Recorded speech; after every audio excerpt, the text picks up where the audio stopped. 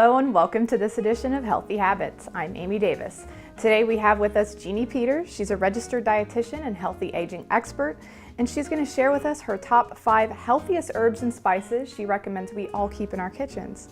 Hello Jeanne and welcome. Thank you for joining us today. It's great to be back. Thanks, Amy. So I'm excited to hear about these. I know that herbs and spices have been used for centuries for healing and for seasoning our food, but I know with modern science lately, it's been revealed that these things actually help aid and combat illness and disease such as cancer and all kinds of things. Absolutely. Really exciting news. So could you tell us which ones you're going to highlight today? Well, I think we'll start at the bottom and we'll work our way up to the top. So we're going to start with my number five, which is my fifth which is still favorite. Good, but it's they're all good. Okay. And the good news is there's probably lots of other things that you have that are equally as good, but I want to just share my number 5 is dill. Okay, dill. And dill has a number of different properties. First of all, this is what it looks like. So it's grown. It looks a lot like parsley or cilantro.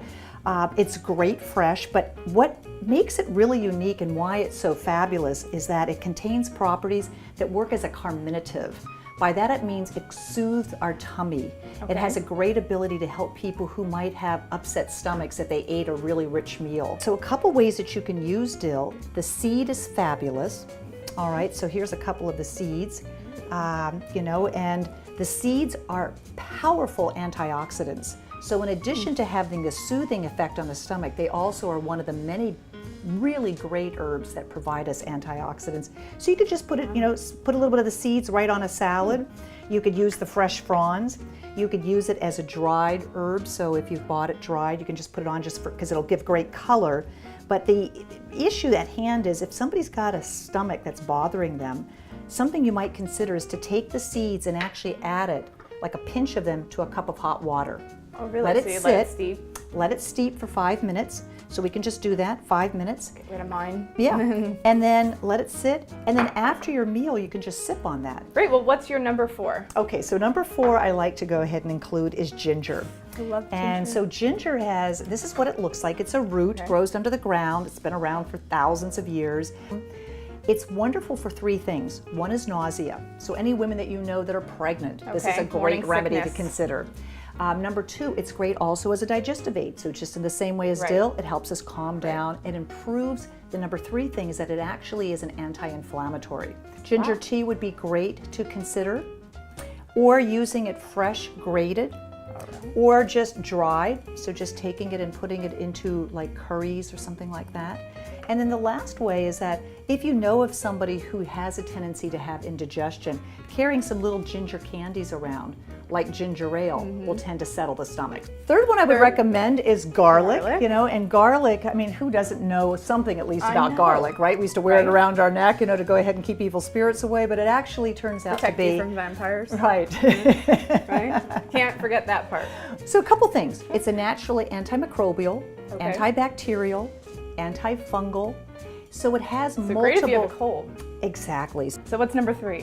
This would be cinnamon. Cinnamon, besides the fact that it tastes great, it has also amazing properties. So it has these benefits. It can actually help to lower blood sugar.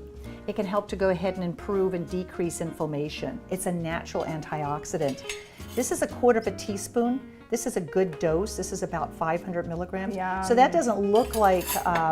and this is cottage cheese. Cottage cheese, but you could do this with yogurt, just with if you had your... Applesauce maybe? Yeah, applesauce, or even like your oatmeal. Mix the two. Take a good dose. So this is a 1/4 teaspoon is really an excellent dose for helping to give people a great response with their blood sugar. So it actually slows down how much sugar is being secreted from the foods that you're consuming. So that's great with cinnamon. And what I would do is even pick up and keep one in your purse.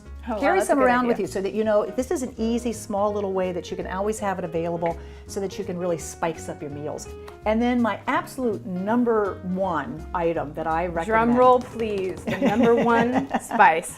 Yeah, we have to talk about turmeric. Okay. So first of all, you have to learn how to say turmeric. it. So, turmeric. I was having a problem with that before we started, I have to admit. So this is turmeric root. Looks kind of like a carrot, sort of. Right, and it's got this color, so it has this beautiful, rich, deep color that you typically see in curries. And what makes turmeric unique is that it's a natural antioxidant. But there's a lot of studies that are being done right now. It's proving to be extremely effective in cancer. So the active ingredient of turmeric is called curcumin. And curcumin, this active ingredient, seems to increase all of your T cells, your B cells, all of your immune cells. They get to work, they start going ahead and helping your body support its natural health and well-being. And then if you're the type that says, you know, this isn't for me, then recognize that you can always get turmeric right now over the counter. I was just going to ask, how can someone get this easily? Yeah, so any health food store these days is going to carry turmeric because it's such a popular ingredient because people get results.